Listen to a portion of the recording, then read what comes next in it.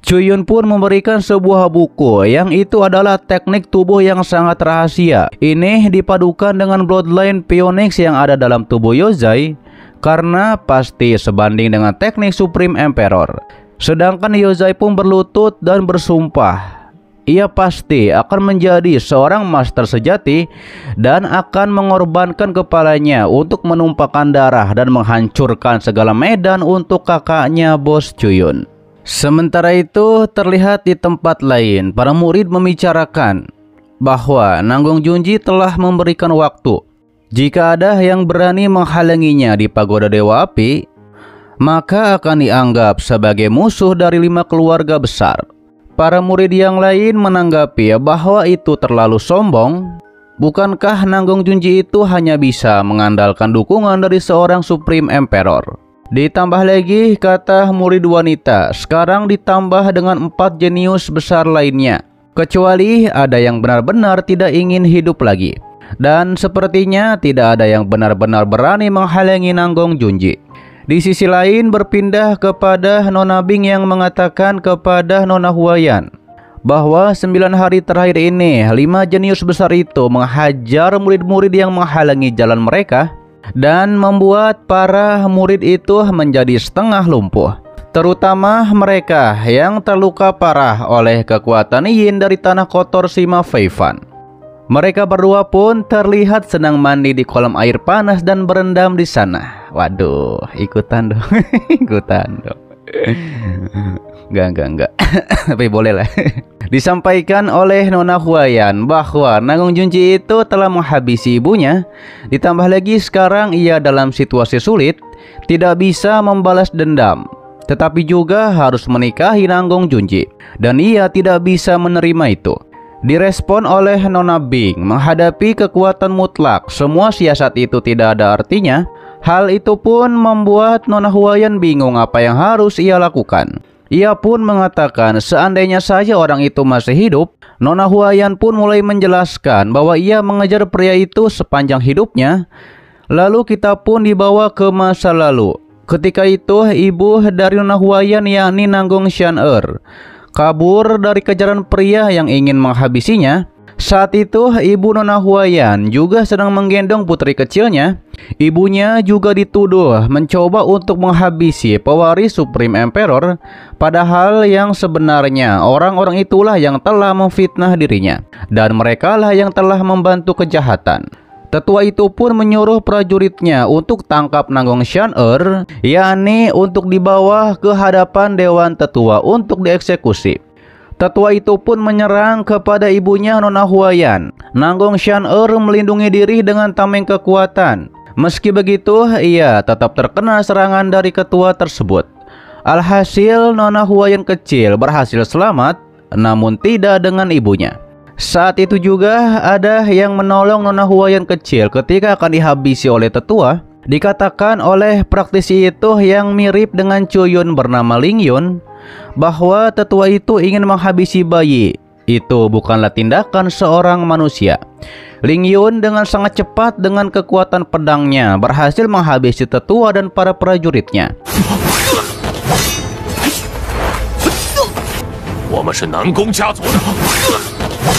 Setelah Nona Huayan diselamatkan oleh Ling Yun, Nona Huayan terus mengikuti Ling Yun.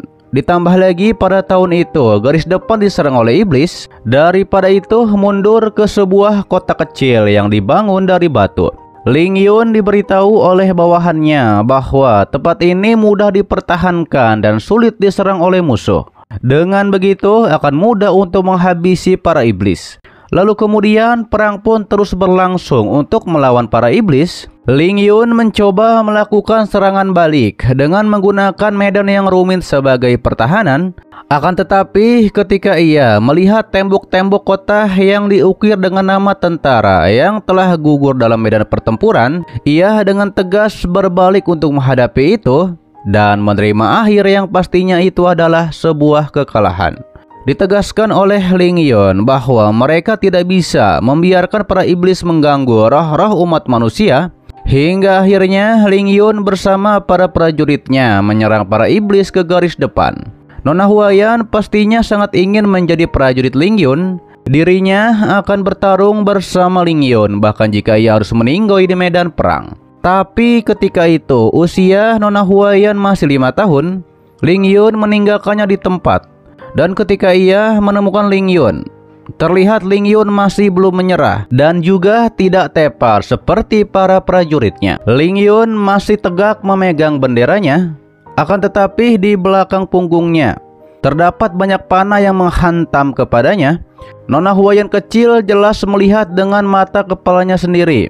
Ia pun sangat bersedih dan memeluk Ling Yun dengan penuh kesedihan.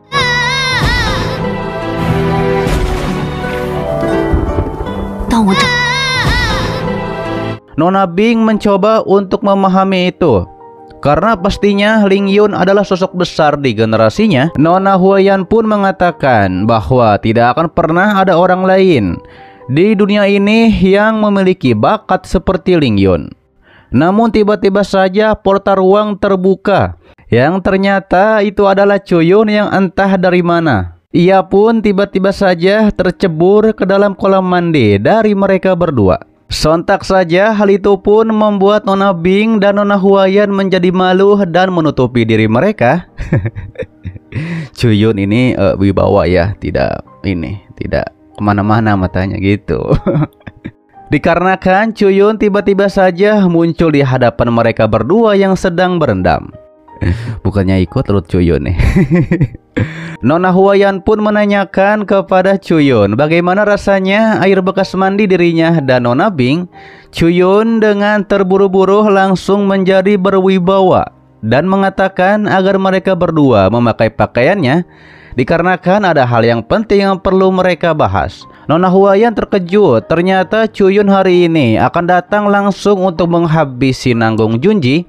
Karena Chuyun menjadi khawatir mereka telah berhasil melukai Yozai, maka di lain waktu nanti mungkin teman-teman Chuyun lagi yang akan menjadi korban. Dan ia tidak akan membiarkan hal itu terjadi. Namun kata Nona Huaiyan, di belakang Nanggung Junji ada Nona Molly yang memiliki kekuatan tempur seorang Supreme Emperor. Meski begitu ditegaskan oleh Chuyun ketika dirinya ingin menghabisi seseorang, seorang Martial Emperor pun tidak akan bisa menghentikan dirinya.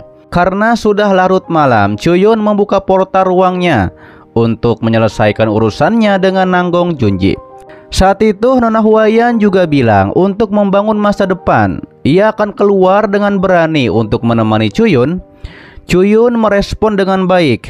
Ia berkata, itulah Nanggung Huaiyan yang merupakan seorang wanita terhormat. Dan pastinya Nona Bing juga ikut serta, karena sebagai penasihat militer bagaimana ia bisa tidak hadir. Hingga akhirnya mereka pun tiba di depan kediaman Nanggung Junji. Sedangkan di dalam rumahnya Nanggung Junji mengatakan, bahkan jika Chuyun telah menembus ranah Martial Emperor, juga tidak akan bisa menghentikan dirinya. Karena dalam beberapa jam lagi ia akan menjadi bagian dari sejarah selama 10.000 tahun, jenius terhebat dan paling termasyhur dari para jenius besar lainnya. Namun ia tidak menyadari bahwa ada Chuyun di belakangnya. Chuyun mengatakan sayangnya Nanggung Junji tidak bisa menunggu sampai besok. Chuyun langsung menikam Nanggung dengan pedang lubang hitamnya. Namun ternyata itu hanyalah ilusi. Terlihat itu seperti cermin ilusi dipakai oleh Simen. Simen mengatakan akhirnya Chuyun datang juga. Chuyun yang mengetahui ini adalah sebuah jebakan, ia pun akan pergi melalui portal. Akan tetapi ia langsung diserang oleh Simen memakai cermin tersebut, yang membuat Chuyun menjadi tepar dan tidak berdaya.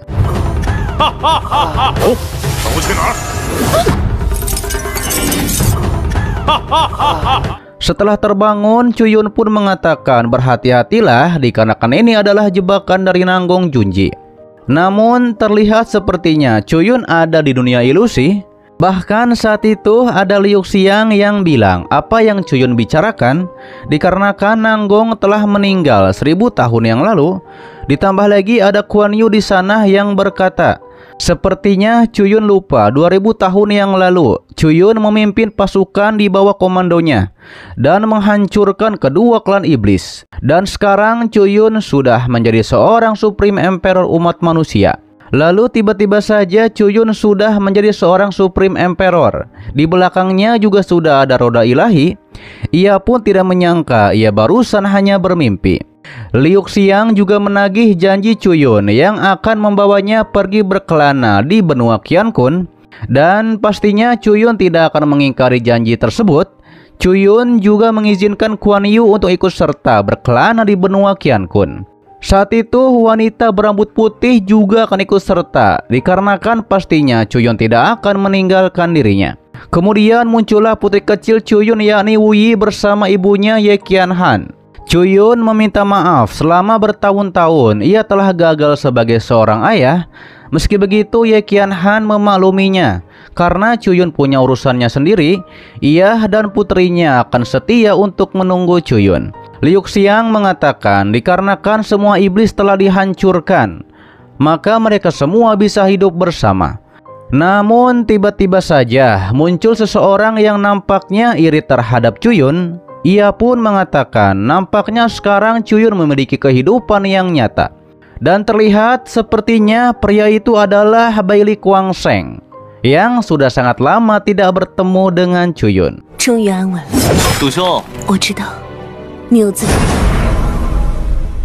Oke guys, itu adalah lanjutan alur cerita Donghua Spirit Source of Right part ke-157-nya di season 4 kali ini. Untuk pas selanjutnya akan diupdate setelah episode barunya sudah muncul, oke?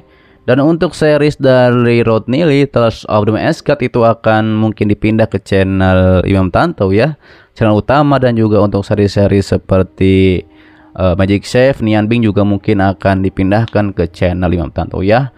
Terima kasih buat kalian yang menonton sampai detik ini dan selalu mensupport channel admin. Sehat-sehat buat kalian semua dan jangan lupa di subscribe agar kalian tidak ketinggalan setiap notif berikutnya. Loncengnya juga dipencet, oke, agar kalian tidak ketinggalan setiap video baru lainnya.